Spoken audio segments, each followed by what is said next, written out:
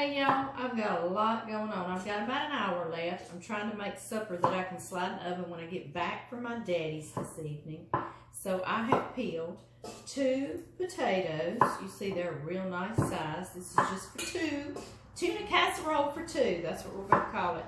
This is my daddy's recipe.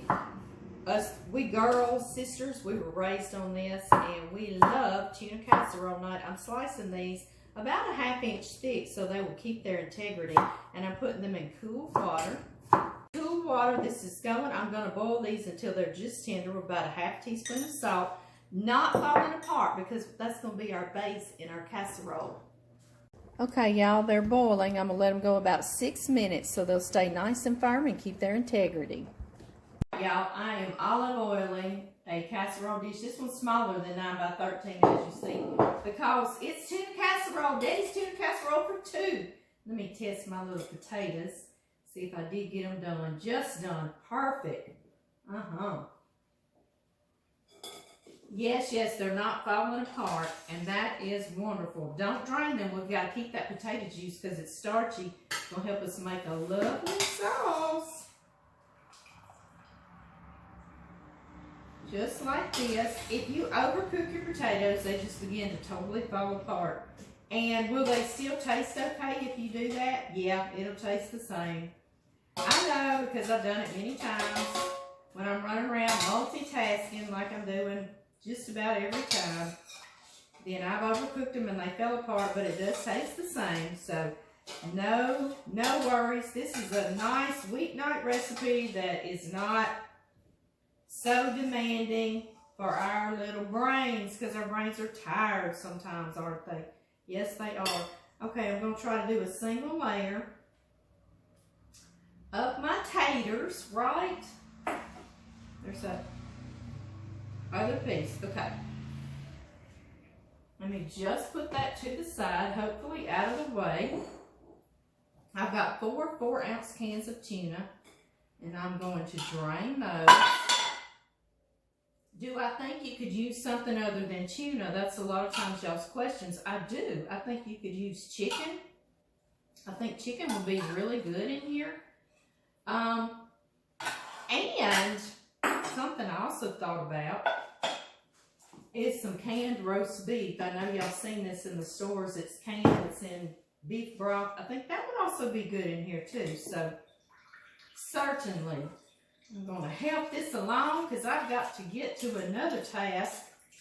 I'm busy today. Busy. What's new, Amy, right? Okay, guys, right on to there. That's another thing. If you don't have 3 cans of tuna, you could probably make this work with 2 cans of tuna. That's what's so good about it. It's a stretchy meal, you know. We love those. Kind of like a little fish miracle meal, right? Yeah. I love it. Yes, that was a Bible reference. Yes, it was. But seriously, it's a meal that you could make it, you could stretch it with 2 cans of tuna and feed your entire family. Absolutely. You see, that's real thick tuna. We didn't always have it like that, so do that as well.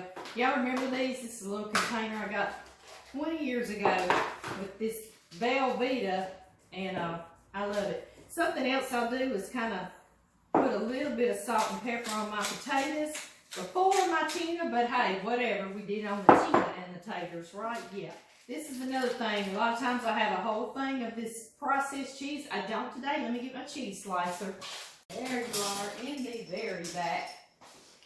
It was in the very back corner of the drawer, of course. That's another thing. You can stretch this cheese. You can do really thick slices on top. You can do thin slices, which is what I'm doing today because I don't have a whole lot. So I love this little meal, and that may be why my daddy made this little meal, because it would morph to whatever you needed it to do, and it still tastes so good. It's very comforting. My sisters and I, we crave it now, so I'm so thankful that our families like it too. But I made it for my kids. I made it for my daughters-in-law and my grandkids, and we all love it. So put this in your menu for a quick weeknight. I've got to go to my daddy's this evening.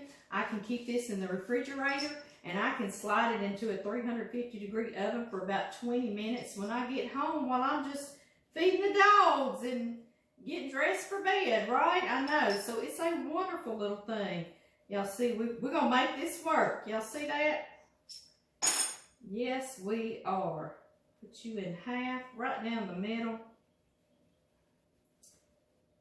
Now, we're going to make that beautiful sauce to go on it with our potato juice. Put that to the side. This is very starchy, so that's why you want to keep your potato juice. I have too much. I'll get down to about 1 cup of potato juice, and I will see y'all back. Guys, I saved about 1.5 cups of that potato juice, okay? I told y'all 1 cup, let's say 1/2. And I don't know if you can see, but it's got little bitty giblets of the potato down in there. That's wonderful too. That's even more for our starch, right? I'm gonna roughly get about 1/2 of a lemon zest in here. This is something I've added through the years. My daddy would put lemon juice, but y'all know that zest has got the lemon oil in it, and oh, it is wonderful. Y'all see, I'm not getting into the white part. I'm only getting the color.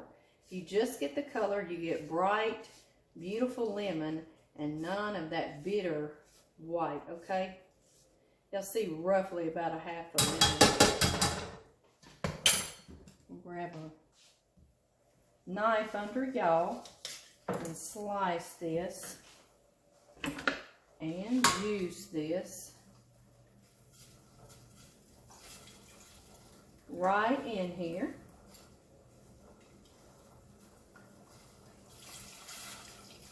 Y'all know fish, tuna, loves lemon, so it really brightens this little dish. Okay, my daddy puts Cavender's Greek. He did for years. It's got oregano, salt, pepper, garlic, and onions. So I'm just going to give it a sprinkle, okay? You could put all that instead. I love to put parsley. Parsley is behind y'all. Oh, y'all hang on.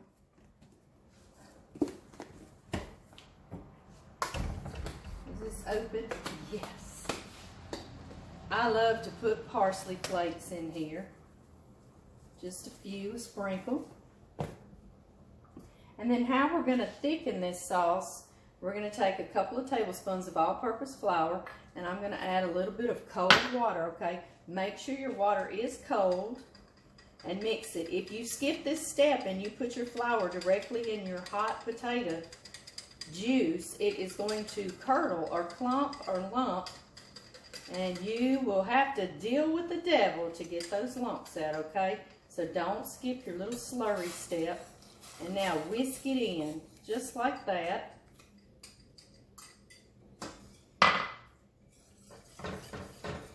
I'm going to bring it to a boil, just so that heat is what will make our slurry thicken.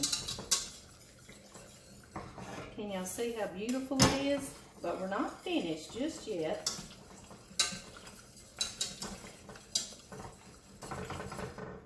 Okay, it's come to a boil, and you see how it's really thickened nicely. Let me show y'all that. See how it thickened nicely? Yes. Now I can turn it off and finish with some butter. It can be 1 tablespoon, 2 tablespoons, 3 tablespoons, 4 tablespoons. Totally up to you. We like a lot of butter, but we are Southern, born and bred. This butter is freezing cold. That's why I can't do it. I did about 4 tablespoons of butter. I'm going to melt this and pour this on our tuna casserole.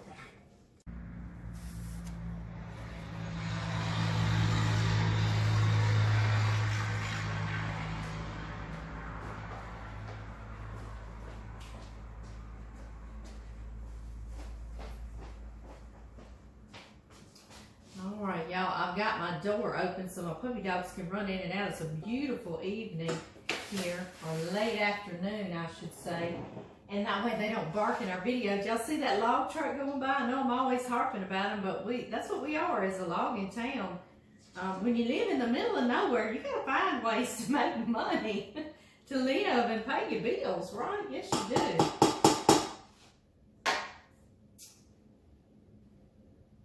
I normally taste this. It's lemony, it's buttery. Where's my pepper? We need to be a little more peppery. I love the little parsley flakes. They just make you look like you're eating healthy up in here, right? Okay, y'all. Let me move this over. And we just pour this on here. Right like this. You don't have to use all the sauce, just as long as you cover the top. There may be a little bit left, and that's fine. Okay, y'all, into a 350-degree oven for about 20 minutes till your cheese melts and gets a little toasty bits on it. And then let it sit to kind of come back together, cool down just about 5 minutes before you serve it. Hey, y'all, I was getting cleaned up and I forgot. I was going to tell y'all I serve it with LeSueur sweet peas, the little green English peas.